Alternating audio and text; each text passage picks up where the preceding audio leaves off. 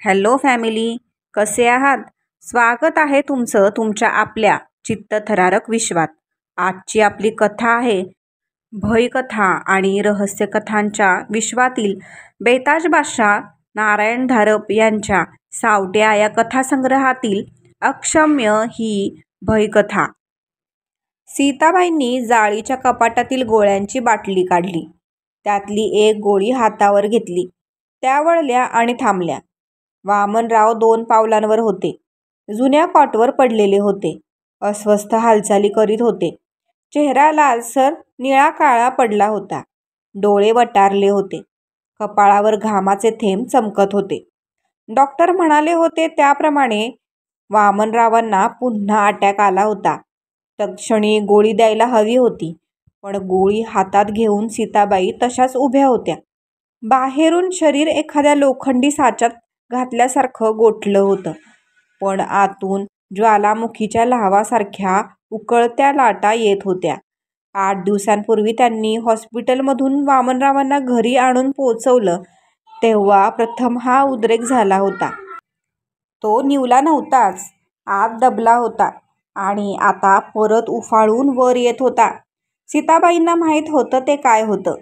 संताप, द्वेष, तिरस्कार. महिनाभरापूर्वी वामनरावांना एकाएकी अटॅक आला होता. शेजाऱ्यापाजाऱ्यांनी धावपळ करून वामनरावांना धर्मार्थ दवाखान्यात दाखल केलं होतं आणि रात्री सीताबाई जेव्हा गादीवर आडव्या झाल्या तेव्हा त्यांच्या डोळ्यासमोर सतत डॉक्टरांचे ते शब्द नाचत होते, काही सांगता येत नाही, काही सांगता येत नाही. आणि 35 वर्षांच्या खडतर वांझोट्या संसारानंतर प्रथमच त्यांच्या मनात सुटकेच्या आशेची दुगदुगी आली होती. अंधार कोठडीचं दार किलकिल झालं आणि प्रकाशाच्या अरुंद चिरेत डोळे दिपत होते. पण ते व्हायचं नव्हतं. दुसऱ्या सकाळी रात्रभर वामनरावांपाशी बसलेला शेजारचा वसंत मोठ्या उत्साहाने सांगत होता, काकू काकू वामनरावांचं आता ठीक आहे बरं का. जड पावलांनी सीताबाई हॉस्पिटलमध्ये गेल्या होत्या. सुटका सोपी नव्हती तर पायातल्या साखळदंडांना आणखी मनामनाची वजनं लावल्यासारखी झाली. किंचित वर आलेले खांदे पुन्हा एकदा खचले. रोजचा सकाळ संध्याकाळचा डबा, दुपारचा चहा पाव. जनरल वॉर्डात गर्दी खूप. सीताबाई खालच्या मानेने जात, खालच्या मानेने परत येत. वामनरावांच्याकडे त्या पाहतच नसत. नजरेतला संतापाचा, द्वेषाचा धगधगता अंगार वामनरावांच्या नजरेतून सुटला नसता. महिन्याभराने शेजाऱ्यांनी वामनरावांना घरी आणलं होतं. कॉटवर निजून जाता जाता शेजारी म्हणाले होते, आता अगदी शांत पडून विश्रांती घ्या वामन काका. अजिबात धावपळ हालचाल करू नका. आणि डॉक्टरांचा निरोप सीताबाईंना दिला होता. अटॅक आणीबाणीसाठी वापरायच्या गोळ्या. खोलीत वामनराव आणि सीताबाई एवढेच राहिले होते. वामनराव आधीच किरकोळ, आता तर चिपाडासारखे सुकले होते. चेहऱ्यावरचा होता नव्हता तोही रंग गेलेला होता. चेहरा मातकट पिवळट दिसत होता. बदलले नव्हते ते त्यांचे डोळे, लालसर, लांबट, कोपऱ्याशी किंचित पाणावलेले आणि ताणलेले, पण हिशोबी, खुनशी, क्रूर. तुला वाटलं असेल खपला आता आपला नवरा, नाही का? आता एकदाचा सरणावर नेऊन ठेवला आणि काडी लावली की सुटली मागची ब्याद. ते त्यांच्या त्याच त्या घोगऱ्या पण तीक्ष्ण आवाजात बोलत होते. पण मी एवढ्या तेवढ्याने असा जायचा नाही हो. आलोच की नाही परत तुझ्या उरावर बसायला. आणि त्या क्षणी सीताबाईंना आपल्या भावना आवरणं कठीण गेलं होतं. मरणाच्या क्षणासारखा तो एक सर्वसाक्षी क्षण होता का? त्या क्षणभराच्या काळात आपलं सर्व विवाहित आयुष्य विद्युत गतीने त्यांच्या नजरेसमोरून सरकत गेलं. वयाच्या 18व्या वर्षी भोळ्या भाबड्या आईने शहरातून आलेल्या झप्पक कपड्यातल्या गोऱ्या गोमट्या वामनच्या तोंडेखल्या स्तुतीवर भुलून त्याच्याशी लावलेलं सीताचं लग्न. लग्नानंतरचा भ्रमनिरास. सीतेच्या अंगावरचे 3-4 दागिने गेले. त्यामागोमाग आईने पै पै करून जमवलेले किडूक मिडूकही गेले. आपल्या पोरीची दशा पाहून म्हातारी हाय खाऊन मेली. आणि गेली 20 वर्षे सीताबाई माहेरची स्वयंपाकाची पोळ्यांची कामं करून, मोसमात लोणची, पापड, कुरडया, पापड्या करून 4 पैसे कमवून आणत होत्या आणि दोघांचा संसार चालत होता. वामनरावांनी संसाराला कधीही काडीचाही हातभार लावला नव्हता. बायकोने कमवायचं आणि आपण आरामात राहायचं हा त्यांना आपला जणू ईश्वरदत्त हक्कच वाटत होता आणि अशिक्षित सीताबाईंना दुसरी जागा नव्हती. नावाला का होईना नवरा होता, बाहेर काय परिस्थिती होती याची त्यांना चांगली कल्पना होती. स्वयंपाकिणीची कामं करीत असताना कोणाकोणाच्या नजरा कशा असतात हे त्यांनी पुरेपूर हेरलं होतं. पण म्हणून काही स्वतःचा संसार सुसह्य होत नव्हता. कुठली लहानपणाची संसाराची ती भाबडी स्वप्न, तशा त्यांच्या अपेक्षा कधी जास्त का होत्या? एखाद्या कारकुनाचा संसारही त्यांनी आनंदाने केला असता. त्यांनी दोष कुणाला द्यायचा, दैवाला की देवाला? त्यांनी काय अपराध केला होता की त्या अशा जन्मभर होरपळत राहिल्या होत्या? कशाला हव्यात त्या पाप पुण्याच्या, देवभक्तीच्या, नीतीच्या गोष्टी? अशा या थातुरमातुर गोष्टींनी का त्यांच्या भोवतीचा अंधार उजळणार होता? त्यांनी का त्यांच्या मनावरचं जोखड हलकं होणार होतं? वामनरावांचे चोचले, त्यांची दारू, त्यांचा गांजा, त्यांच्या त्या पत्त्यांच्या जुगाराच्या बैठकी, त्यांच्या त्या बाहेर ख्याली रात्री आणि सतत पैशांची माग, आणि एखाद वेळी कमी पडले की अंगावर हातसुद्धा. क्षणक्षण मोजत काढलेल्या या अगण्य दिवसांचं एक भिरभिरतं चक्र त्यांच्यासमोर गरगरत होतं. काळा रंग, द्वेषाचा रंग लाटांसारखा हिंदकळत होता मेंदूवर, आतून आदळत होता. असं वाटत होतं की मेंदूच्या ठिकऱ्या ठिकऱ्या होणार आहेत. सीताबाईंना कल्पना नव्हती आपण वामनरावांकडे रोखून पाहत आहोत ह्याची. बरं, वामनराव किंचित बदललेल्या आवाजात म्हणाले, काही पाहू नकोस अशी माझ्याकडे एखाद्या मारक्या म्हशीसारखी. मी आपलं म्हटलं की मी बरा झालो आणि परत आलो. सीताबाईंनी मान खाली घातली, पण ते काळं भिरभिरतं चक्र त्यांच्या नजरेच्या कडेवर सारखं नाचत असायचं. या नादान, नालायक, विश्वासघातकी माणसाला जिवंत करण्यासाठी काबाड कष्ट, त्याचा चहा, त्याचं जेवण, त्याची टॉनिक, त्याचे कपडे, त्याची व्यसनंसुद्धा किती दिवस चालणार हे? आणि आता वामनराव कॉटवर तळमळत होते आणि सीताबाई हातात गोळी घेऊन उभ्या होत्या. अजून त्या पुढे सरकल्या नाहीत.